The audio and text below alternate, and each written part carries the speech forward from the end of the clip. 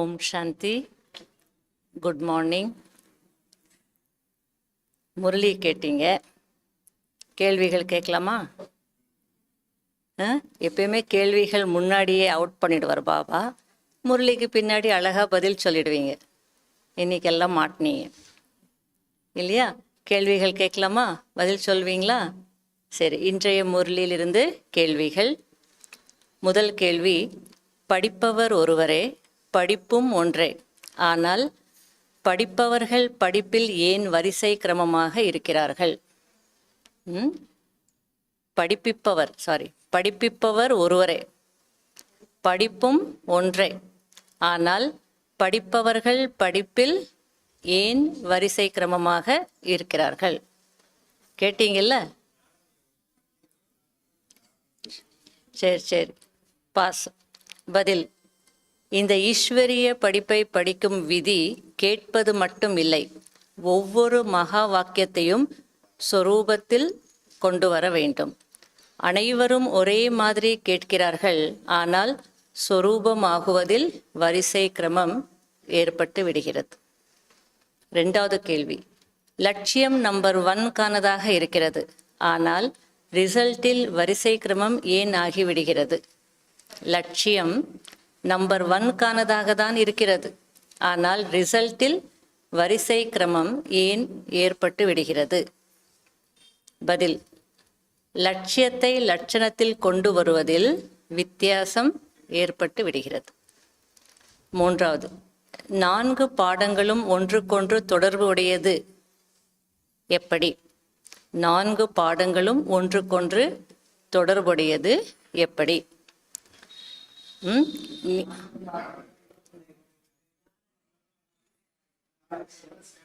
4 subjects என்னன்னு கேட்கல, 4 சப்ஜெக்ட்ஸ்க்கு ஒன்றுக்கொன்று தொடர்பு இருக்கு எப்படின்னு தான் கேட்குறாரு.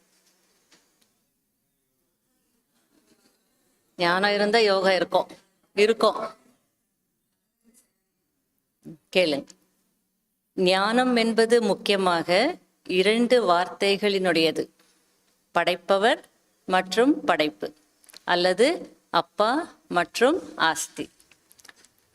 படைப்பவரை புரிந்து கொண்டீர்கள், அதாவது பரமாத்மாவின் அறிமுகம் கிடைத்தது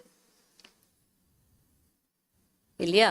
அதுக்கப்புறம் சம்பந்தம் தெளிவாகிவிட்டது. படைப்பவரை புரிந்து கொண்டீர்கள், அதாவது பரமாத்மாவின் அறிமுகம் கிடைத்தது, சம்பந்தம் தெளிவாகிவிட்டது. இது ஞானம்.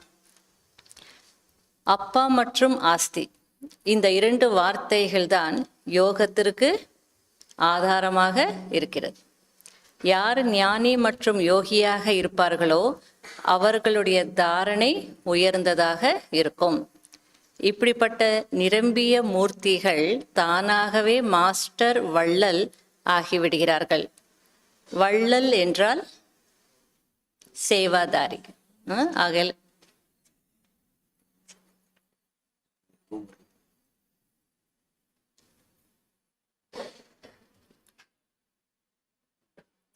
நான்காவது, ஞானம் நிறைந்த ஆத்மாவாக இருந்தும் யோகம் நிறைந்த ஆத்மாவாக இருந்தும் தாரணையில் ஏன் பலவீனமாக இருக்கிறார்கள்? ஞானம் நிறைந்த ஆத்மாவாக இருந்தும் யோகம் நிறைந்த ஆத்மாவாக இருந்தும் தாரணையில் ஏன் பலவீனமாக இருக்கிறார்கள்? ஞானம்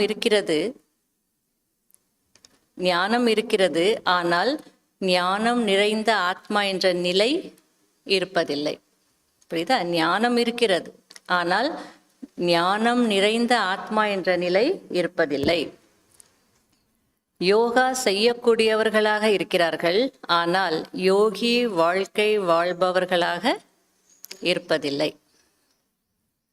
அஞ்சாவது, எந்த சம்ஸ்காரம் பிராமண வாழ்க்கையில் முக்கியமான சுபாவமாகி முயற்சியில் தடை ஏற்படுத்துகிறது? எந்த சம்ஸ்காரம் பிராமண வாழ்க்கையில் முக்கியமான சுபாவமாகி முயற்சியில் தடை ஏற்படுத்துகிறது? 2 வார்த்தை தான். 63 பிறவிகளின் மறதியின் சம்ஸ்காரம். 63 பிறவிகளின் மறதியின் சம்ஸ்காரம் அல்லது பலவீனத்தின் சம்ஸ்காரம். அதுதான் முக்கியமான சுபாவமாகி முயற்சியில் தடை ஏற்படுத்துகிறது. 6வது, யாருடைய பேச்சில் அல்லது விவகாரத்தில் ஞானம் நிறைந்த விவகாரம் அல்லது யோகி வாழ்க்கையின்படி விவகாரம் அல்லது பேச்சு இருப்பதில்லையோ அவர்கள் என்ன சொல்வார்கள்? யாருடைய பேச்சில் அல்லது விவகாரத்தில் ஞானம் நிறைந்த விவகாரம் அல்லது யோகி வாழ்க்கையின்படி விவகாரம் அல்லது பேச்சு இருப்பதில்லையோ அவர்கள் என்ன சொல்லுவார்கள்?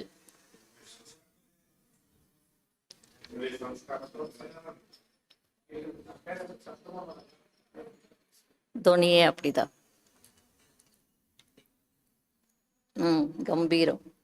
என்னுடைய இயல்பான பேச்சே இப்படிதான் இருக்கும்.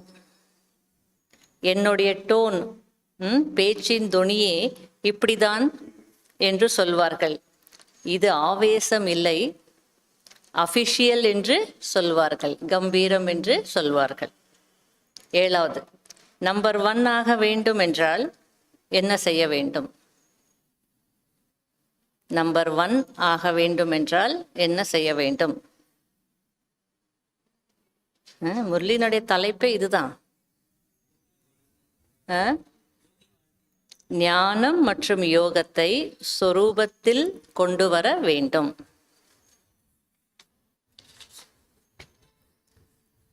8வது, விசேஷமாக குழுவில் அமர்ந்து எதற்காக யோகா செய்ய வேண்டும்? விசேஷமாக குழுவில் அமர்ந்து எதற்காக யோகா செய்ய வேண்டும்?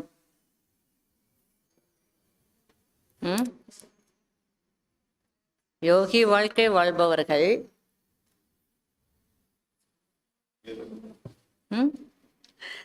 அனைவருடைய யோக சக்தியின் வாயுமண்டலத்தின் மூலமாக பலவீன முயற்சியாளர்களையும் உலகத்தில் உள்ள அனைத்து ஆத்மாக்களையும் யோக சக்தி மூலமாக மாற்ற வேண்டும் என்பதற்காக அமர வேண்டும். 9வது, யோகம் நிறைந்த ஆத்மாக்கள் எந்த சேவை செய்கிறார்கள்? மாஸ்டர் சர்வசக்திவானாகி மாஸ்டர் விஸ்வ கல்யாணக்காரியாகி அனைவருக்கும் ஒத்துழைப்பு கொடுக்கும் சேவை செய்கிறார்கள்.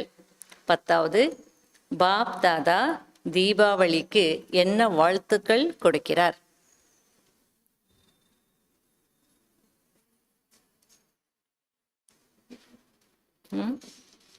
அளவற்ற செல்வம் நிறைந்தவர்களாக அனைத்து நிரம்பியவர்களாக ஆக வாழ்த்துக்கள் என்று வாழ்த்துகிறார்.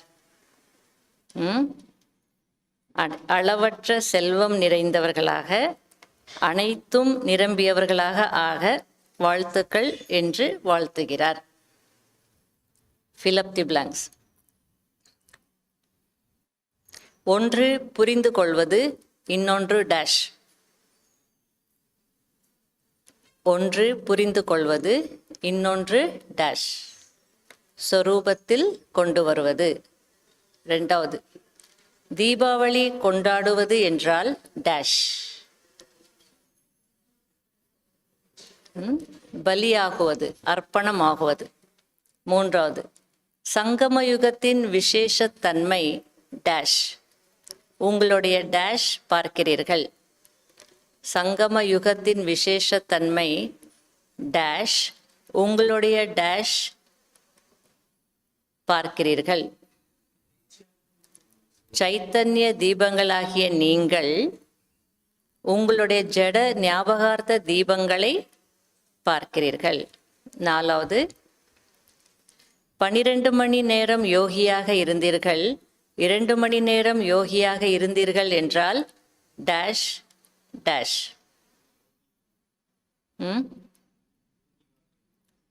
யோகா செய்யக்கூடிய யோகிகள் யோகி வாழ்க்கை வாழக்கூடிய யோகிகள் அல்ல. முதல் டேஷ்க்கு யோகா செய்யக்கூடிய யோகிகள். ரெண்டாவது டேஷ் யோகி வாழ்க்கை வாழக்கூடிய யோகிகள் அல்ல. அஞ்சாவது, ஞானம் மற்றும் யோகம் என்பது நேச்சுரல் சுபாவம் ஆகிவிடுகிறது. எப்போது ஞானம் மற்றும் யோகம் என்பது நேச்சுரல் சுபாவம் ஆகிவிடுகிறதோ அப்போது டேஷ் டேஷ் தானாகவே நடந்து கொண்டிருக்கும். உயர்ந்த கர்மம், யுக்தி நிறைந்த கர்மம் தானாகவே நடந்து கொண்டிருக்கும். ஓம் சாந்தி.